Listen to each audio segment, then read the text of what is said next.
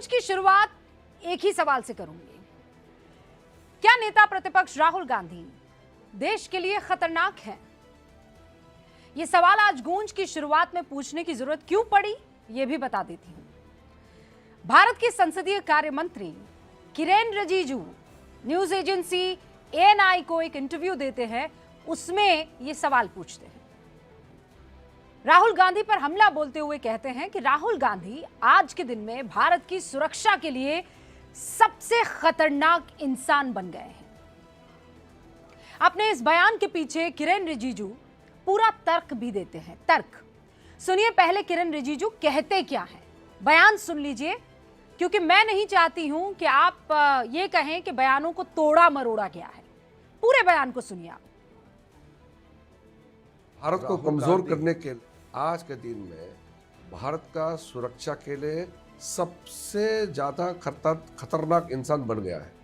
मैं ये क्यों कह रहा है कि राहुल गांधी आज भारत का सुरक्षा के लिए बहुत बड़ा चुनौती क्यों बन गया है? क्योंकि वो ऐसे ताकतों से मिले हुए हैं जो भारत विरोधी है। सुन लिया आपने? अब वो तर्क दे रहे हैं, वो तर्क हम आपको नहीं सुना रहे हैं। इस पूरे बयान का सार यह है कि राहुल गांधी की विदेश यात्रा, उनके भाषण, उनकी कार्यशैली संदिग्ध दिखती है किरेन रिजिजू को।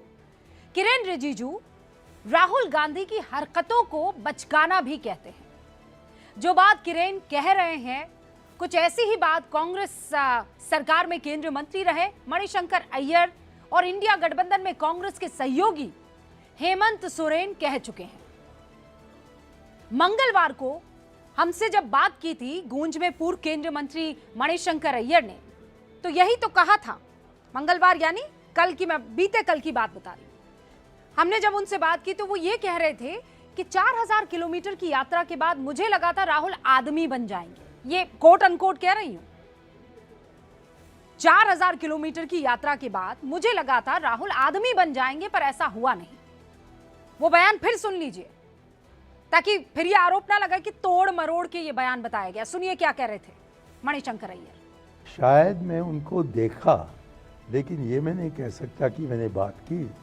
भारत जोड़ो यात्रा में 8 मरतबा और आखिरी जो उनके साथ मुलाकात नहीं कह सकता हूँ, जबकि वो मेरे आंखों के सामने आए थे, वो था श्रीनगर में, जबकि बर्फ़ पड़ रहा था और मैं सोच रहा था कि अब 4000 किलोमीटर के बाद ये आदमी बन गया है। अब मणिशंकर अय्यर के साथ झारखंड के मुख्यमंत्री, इंडिया गठबंधन के बड़े नेता हेमंत सोरेन भी न्यूज 18 इंडिया के ही कार्यक्रम में राहुल गांधी को नसीहत देते हुए कहते हैं कि विदेशी धरती पर देश के खिलाफ बोलने के पक्ष में मैं नहीं हूं। अब बीजेपी की सलाह कांग्रेस सियासत का हिस्सा बता सकती है, जो बीजेपी की तरफ से कहा जा रहा है, लेकिन अपने दो सहयोगियों की सलाह पर वो क्या कहेगी? वैसे कांग्रेस ने सिर्फ किरेन रिजिजू के बयान पर पलटवार किया है। कांग्रेस के मीडिया विभाग के चेयरमैन पवन खेड़ा कहते हैं कि सरकार राहुल गांधी से इसीलिए खफा है क्योंकि राहुल गांधी जरूरतमंदों की आवाज उठाते हैं। यह बयान भी सुन लीजिए आप। राहुल गांधी की अगर कोई गलती है तो सिर्फ इतनी है कि सरकार से सवाल पूछते हैं, और इस सरकार को सवाल पूछने वाले पसंद नहीं आते। सरकार जो भी सवाल पूछता है उनको एंटी इंडिया घोषित कर देती। तो सुना आपने, वो कह रहे हैं कि जो भी सवाल पूछता है सरकार उसे जो है देशद्रोही घोषित कर देती है, और इसीलिए राहुल गांधी से खफा ये लोग नजर आते हैं। पवन खेड़ा कह रहे हैं वो भी कई सवालों को जन्म दे रहे हैं। अगर सरकार से सवाल पूछने पर एंटी इंडिया घोषित कर दिया जाता तो अखिलेश यादव, अभिषेक बनर्जी, सुप्रिया सुले, कनिमोझी, ये विपक्षी नेता है ना, ये तो सरकार से सवाल पूछते हैं, इनके ऊपर ये टैग क्यों नहीं लगाते सरकार के लोग? किरेन रिजिजू ने अपने बयान में यह भी कहा कि हम समाजवादी पार्टी, टीएमसी, यहां तक कि डीएमके के नेताओं के साथ सौहार्दपूर्ण ढंग से काम कर सकते हैं। राहुल गांधी के व्यवहार के कारण छोटी विपक्षी पार्टियों और सांसदों को बोलने का समय नहीं मिल पाता है। यानी सरकार के मुताबिक कांग्रेस से संवाद मुश्किल है, और क्योंकि कांग्रेस सबसे बड़ी विपक्षी पार्टी है, इसीलिए बात संसद के अंदर की हो या बाहर की, सत्ता पक्ष और विपक्ष में संवादहीनता की सिचुएशन बन जाती है। लेकिन इन सब में राहुल गांधी देश के लिए खतरनाक कैसे हो गए? इसके पीछे राहुल गांधी का विदेश धरती पर कौन सा ऐसा बयान है जो किरण रिजिजू को यह कहने पर मजबूर कर देता है?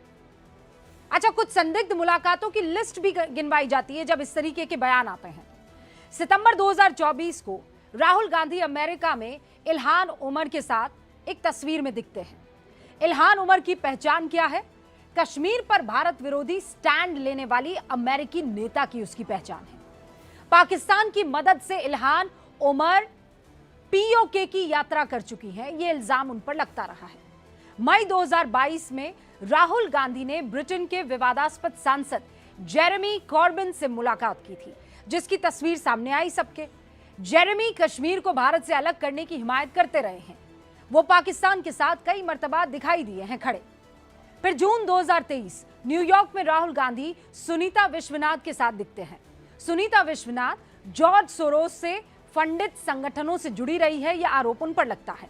और जॉर्ज सोरोस पर भारत सरकार को अस्थिर करने के लिए फंडिंग के आरोप एक बार नहीं कई मर्तबा लग चुके हैं। दिसंबर 2025 में जर्मनी में राहुल गांधी ने हर्टी स्कूल की प्रोफेसर कॉर्नेलिया वॉल से मुलाकात की थी। कॉर्नेलिया सोरोस के ओपन सोसाइटी फाउंडेशन की ट्रस्टी बताई जाती है। 2022 और 23 भारत जोड़ो यात्रा जो आयोजित की गई थी, उसमें राहुल गांधी के साथ सलिल शेट्टी दिखे। सलिल भट्ट ये जो सलिल नाम के शख्स हैं, ये ओपन सोसाइटी फाउंडेशन के ग्लोबल वाइस प्रेसिडेंट रहे हैं, जो जॉर्ज सोरोस की संस्था है। इन मुलाकातों का जिक्र करते हुए बीजेपी इसे राहुल गांधी के देश की अर्थव्यवस्था, सुरक्षा और विदेश नीति पर उठाए सवालों से जोड़कर देखती है। और फिर यह आरोप लगाती है कि राहुल गांधी ये सवाल असल में किसी और के इशारे पर उठा रहे हैं, ताकि देश असहज स्थिति में आ जाए। और इसका उदाहरण राहुल गांधी के बीते कुछ सालों के दिए बयानों में गिनवाए जाते हैं। 2019 के लोकसभा चुनाव से पहले राहुल गांधी ने रफाल की खरीद पर चौकीदार चोर का नारा लगाया। एक तरीके से आप देखें तो ये विपक्षी पार्टियों की तरफ से जो सत्ता में मौजूद पार्टी है उस पर आरोप लगाने की बात है। भाई ये तो हमेशा से नारे लगते रहे ना, गली गली में चोर है, फला नेता चोर है, गली गली में शोर है, फला नेता चोर है। राहुल गांधी का आरोप लेकिन क्या था? रफाल खरीद में भ्रष्टाचार हुआ। राहुल गांधी आज तक इसे साबित नहीं कर पाए। भारत जोड़ो यात्रा के दौरान राहुल गांधी ने गलवान में भारतीय और चीनी सैनिकों की झड़प का जिक्र करते हुए कहा था कि चीनी सैनिकों ने भारतीय सैनिकों की पिटाई की थी। इस बयान पर सुप्रीम कोर्ट ने राहुल गांधी को सीधे तौर पर यह कहा, यदि आप एक सच्चे भारतीय हैं तो आप ऐसी बातें नहीं कहेंगे। सिर्फ इसलिए कि आपके पास अभिव्यक्ति की स्वतंत्रता है, आप कुछ भी नहीं कह सकते। ये मैं नहीं कह रही हूं, कोट अनकोट ये कोर्ट ने राहुल गांधी को कहा। दिसंबर 2025 में जर्मनी और सितंबर 2024 में अमेरिका में राहुल गांधी ने कहा, भारत में लोकतंत्र खत्म हो चुका है। 2025 जुलाई अमेरिकी राष्ट्रपति डोनाल्ड ट्रंप ने रूस से भारत की नजदीकी पर खींच दिखाते हुए भारतीय अर्थव्यवस्था को डेड बताया था। राहुल गांधी ने डोनाल्ड ट्रंप के सुर में सुर मिलाया और कहा कि भारत की अर्थव्यवस्था डेड है। अब राहुल गांधी के ये जो मुलाकातें हुई हैं और ये जो बयान आए हैं, इनके आधार पर बीजेपी राहुल गांधी पर देश के खिलाफ खड़े होने का आरोप लगा रही है। कांग्रेस बचाव कर रही है, राहुल गांधी के तीखे सवालों को इसकी वजह बता रही है कि ये इसलिए इनसे नफरत करते हैं। लेकिन बड़ा सवाल यह है कि क्या राहुल गांधी विरोध करते करते कभी कभी लक्ष्मण रेखा लांघ जाते हैं? क्या नेता प्रतिपक्ष को देश के लिए खतरनाक बताना सही है? आखिर कांग्रेस और बीजेपी के बीच इतनी कड़वाहट की वजह क्या है?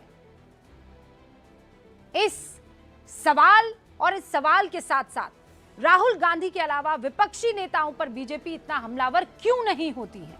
मैं शुरू कर रही हूं गूंज।